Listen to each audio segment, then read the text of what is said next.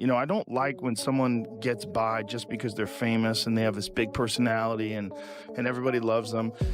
The problem with that is people are going to be rooting against him now in the next fight. And so now he's going to go in there against someone, and maybe he's going to go in against someone who's on another level. They talk so much. They act like they invented the sport. They talk, and at the end of the day, they do what they are told. The UFC scene is absolutely buzzing right now. Joe Rogan has entered the spotlight following a heated encounter between Ilia Topuria and Khabib's crew at an airport, a clash he believes need to be turned into a fight ASAP. Meanwhile, Jon Jones has stirred up his long-standing rivalry with Daniel Cormier after Cormier claimed he would have killed Jones if given the opportunity. On another front, Justin Gaethje is hinting at walking away from MMA due to repeated title shot rejections.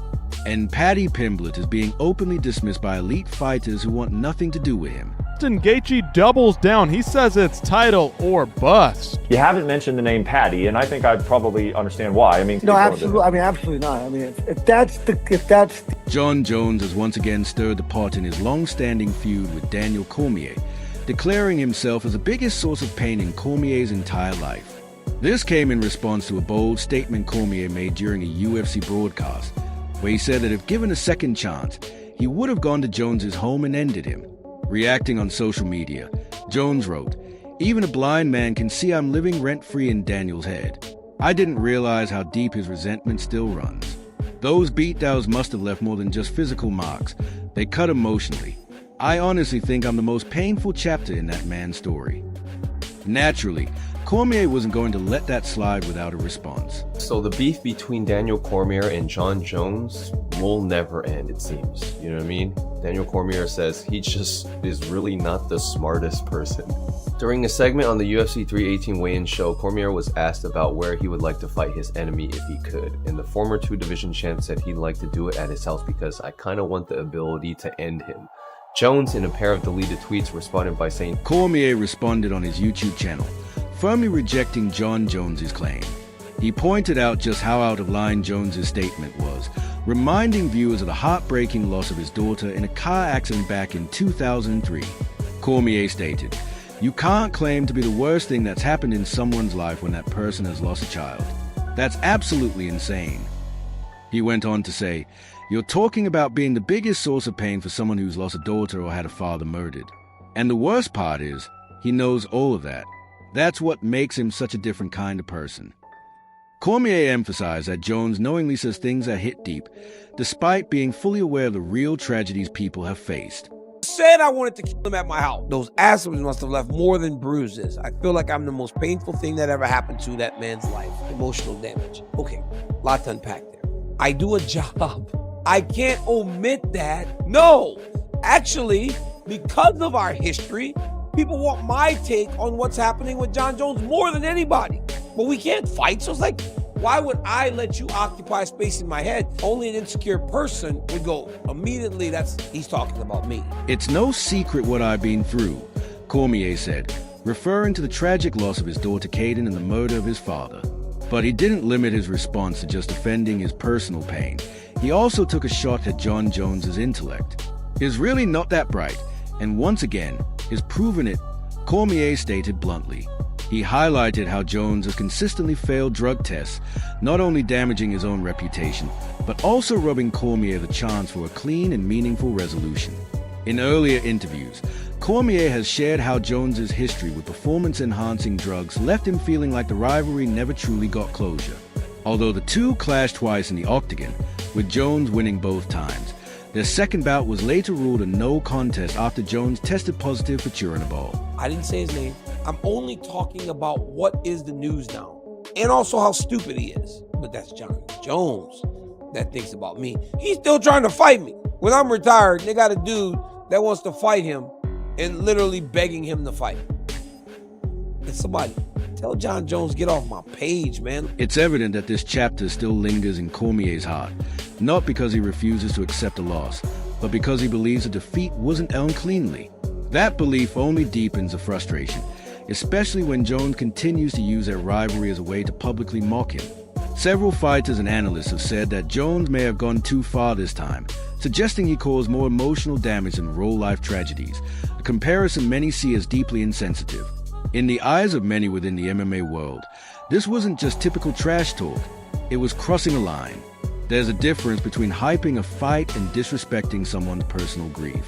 And this time, Jones's remarks struck a nerve that had nothing to do with the sport.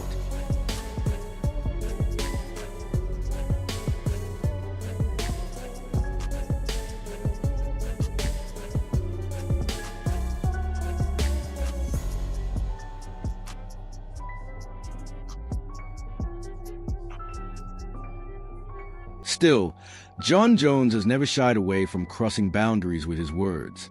This isn't the first time he's brought up Cormier's emotions or painful past during a public feud. But judging by Cormier's reaction, this time it clearly struck a deeper nerve, not because of the rivalry itself, but because it suggested that Jones either doesn't care or intentionally disregarded something he absolutely knows. Cormier didn't mince words. "You can't say you're the worst thing to happen in my life," he stated firmly. "But like I've said before, you're dealing with a different kind of person." And as his rivalry rages on, one has to wonder, will it ever truly be over? Meanwhile, Justin Gaethje has made it clear, if a title shot doesn't come next, he might just walk away from the sport altogether. Justin Gaethje doubles down. He says it's title or bust. You haven't mentioned the name Patty, and I think I'd probably understand why. I mean, No, absolutely. I mean, absolutely not. I mean, if that's the route that they want me to take, then I don't believe that they need me anymore. Will he retire? Is this the end? Will he fight on the White House card? Who knows what's going to happen with Justin Gaethje in the future? Justin Gaethje's manager, Ali Abdulaziz, recently spoke to Submission Radio and revealed that Gaethje is seriously thinking about retirement unless the UFC gives him a shot at the lightweight title. Abdulaziz shared Gaethje's words. "If people think I don't deserve a title fight, then I'm not fighting for it at all. I'll just walk away from sport." He continued, saying Gaethje feels disrespected. "I love the UFC," Gaethje reportedly said, "but it needs to be mutual. Right now, I don't feel that love coming back." Who do you think could be next for Justin Gaethje? Justin Gaethje fight the winner. He won 3 of his last 4. He saved the UFC 2 times.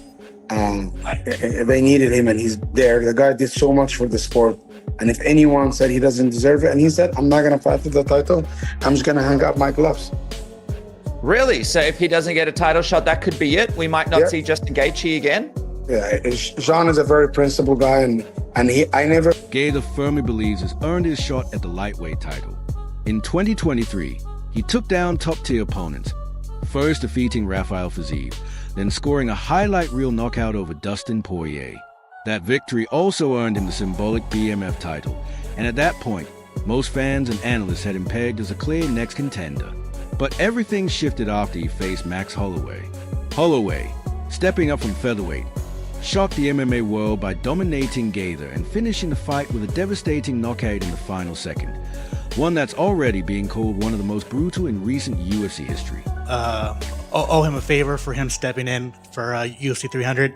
I just wanted your thoughts on that. Listen, everybody has, their opinions on. Listen, if you're thinking about retiring, you know how I feel about that. You should probably retire.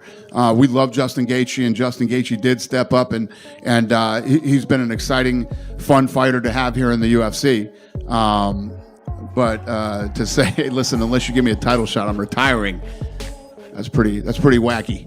That loss completely derailed Gaethje's momentum.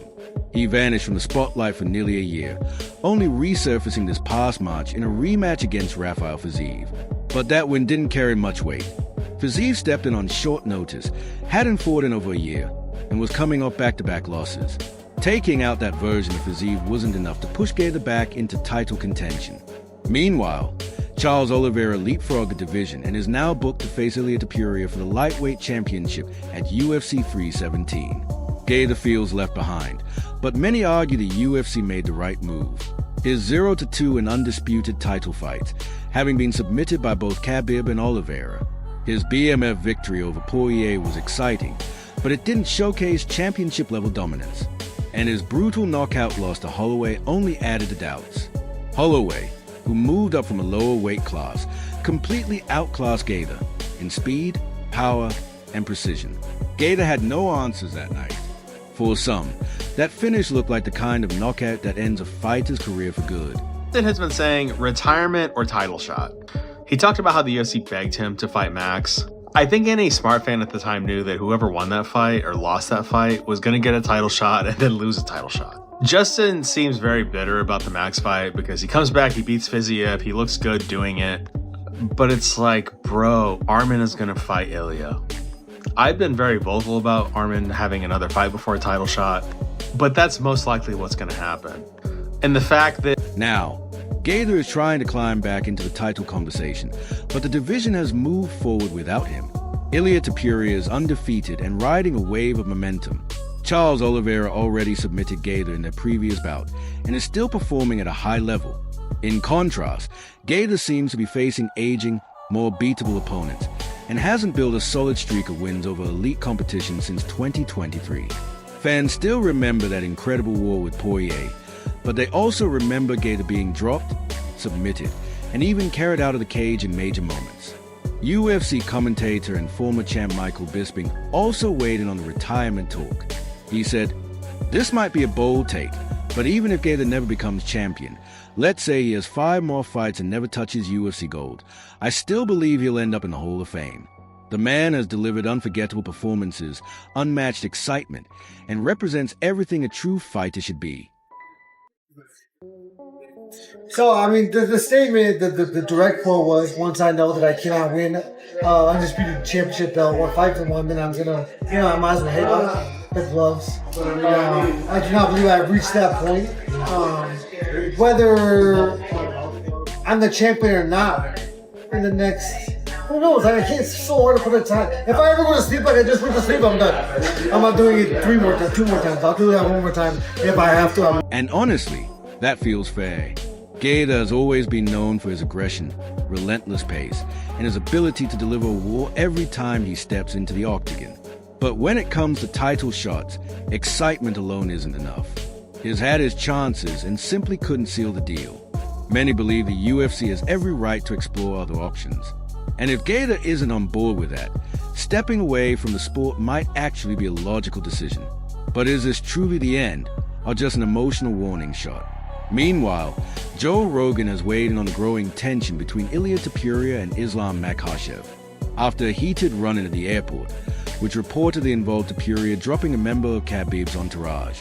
Rogan said this is a kind of rivalry the UFC needs to act on fast. Speaking on the drama, Rogan described Topuria as a killer, fearless, aggressive, and absolutely not intimidated by legends like Khabib or current champs like Islam. He added that Ilia isn't interested in playing a respectful or humble card. He's here to make bold statements. And with this recent clash, he just made a big one. Его вместо Конора Илья Топурия может быть? Не, он хороший парень. Да. Пытается быть кем-то. The tension began when Ilia Topuria and members of Khabib Nurmagomedov's camp got into a fiery argument at an airport. But it didn't end with just words. According to reports, the exchange escalated physically, with some sources claiming that Topuria threw punches and even knocked out one of Khabib's teammates.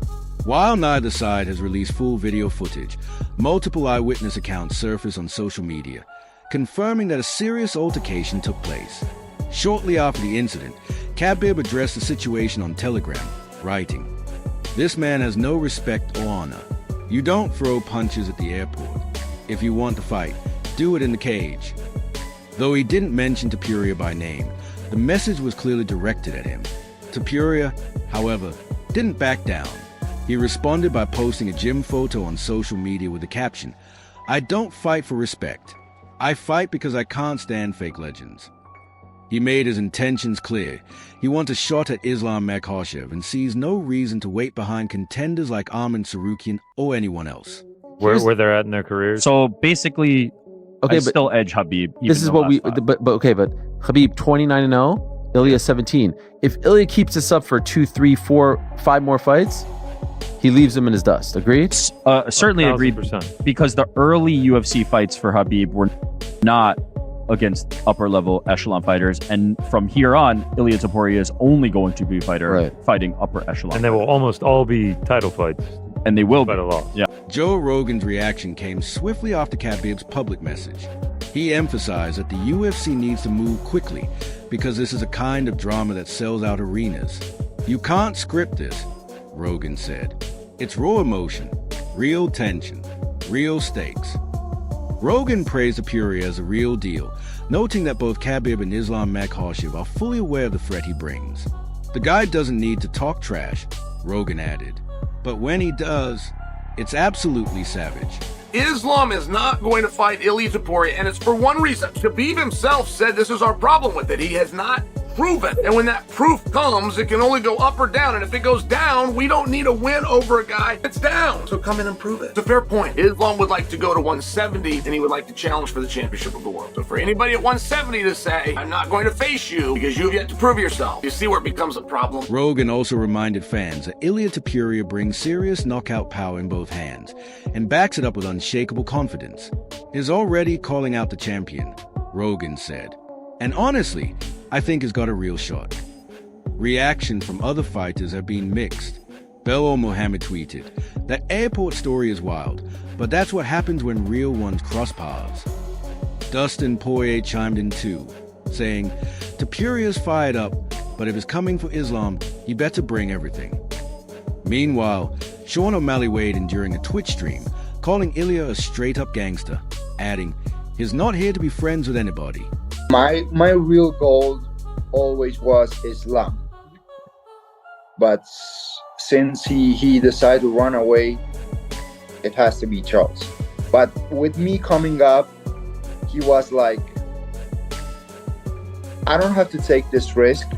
I'm gonna move up to the 170. I'm gonna try to get another belt, and that's all, because he knows that I'm dangerous. He knows that I'm gonna put him to sleep, even Khabib.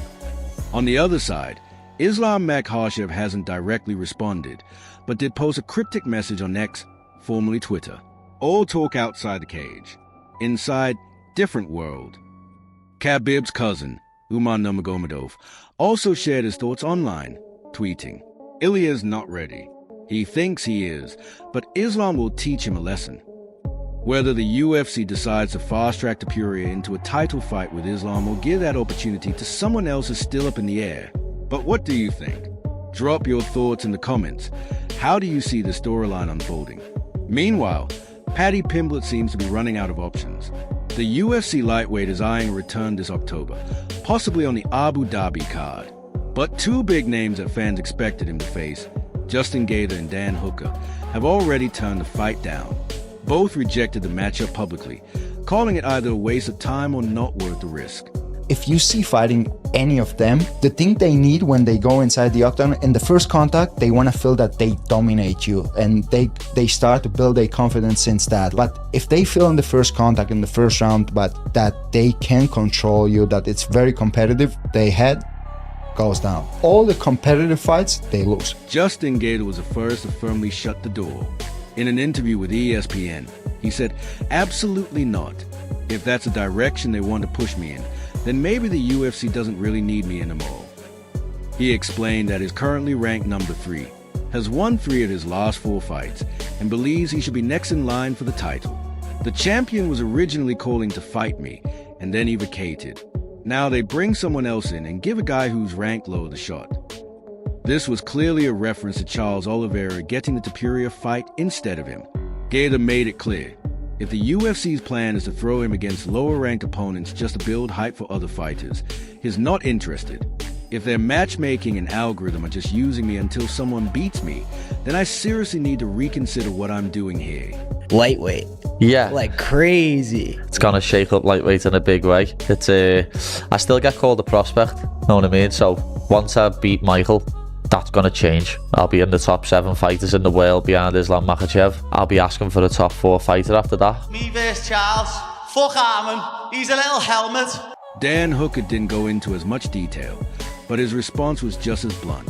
When asked on Submission Radio about potentially fighting Paddy Pimblett, he replied, "I don't want to know."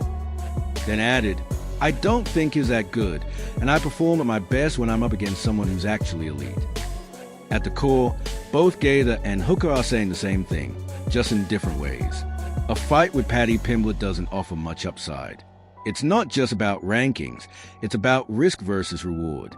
Gator doesn't want to be used as a stepping stone for a rising name the UFC is trying to promote. And Hooker believes fighting Pimblett could bring down his performance level. Neither of them want to be the guy who loses to someone they both view as overhyped. Now that John Jones is retired, I think it's the biggest fight the UFC can make. Me versus Ilia. Now there's no John Jones and they can't do him versus Tom. It wouldn't surprise me if I've got the belt in 6 to 12 months. Paddy Pimblett is currently ranked number 9 in the lightweight division, 3 spots below Dan Hooker and 4 behind Justin Gaethje. While his UFC record is technically undefeated, many fans still point to his controversial decision win over Jared Gordon as a stain on that streak. Since that fight, Pimblett has spent more time in the media spotlight than in the octagon. Despite his strong fan base in the UK, his reputation within the division remains shaky. The lightweight top 10 is packed with elite fighters, and most of them simply don't view Pimblett as a serious contender. Last thing for me, obviously you should get to enjoy your accomplishment tonight, but Paddy Pimblett did come in the cage tonight. Y'all had a little fun. I mean, but, you know, there's Arman Tsarukyan, there's Justin Gaethje. Is that the fight that you want more than anything else? Yes, that's the fight that I want. Because with Charles, I had a little bit difficult situation because I really like the guy, you know? He's a really great human being. You can hate him. You always see him surrounded by his family. Paddy Pimblett recently shared the octagon with Ilia Topuria at UFC 317, trying to insert himself into the title picture, but that goal seemed far-fetched. All signs point to Arman Tsarukyan being next in line for a title shot, not Pimblett. Tsarukyan had already made weight as the official backup for the Topuria vs. Oliveira bout, and before that, he was lined up to face Islam Makhachev, a fight that ultimately fell through. Ilia Topuria versus Paddy is one of the truest grudges that we have in our sport right now. Some of you might not have known about it, and the rest of you might have forgot about it. But that B-roll and footage exists. Every bit as much as Masvidal and Leon exist, Ilia and Paddy exist. But how do we get there? One thing that Paddy said about his career, he said, fight Gaethje and then I'll go deal with Charles. But he had a different idea if Ilia won. If Ilia wins, and that's the big Paddy Pimblett has acknowledged that owning a title shot might require going through someone like Justin Gaethje or Dan Hooker, but now both have publicly declined. The UFC may try pairing him with a lower-ranked opponent, but it's becoming increasingly clear that Paddy is stuck in a tough spot. His name might sell tickets, but when it comes to actual competition, he hasn't convinced the division's top fighters that he's worth stepping into the cage with. So, with all this tension building across the lightweight division, what's your take on the drama? Let us know in the comments.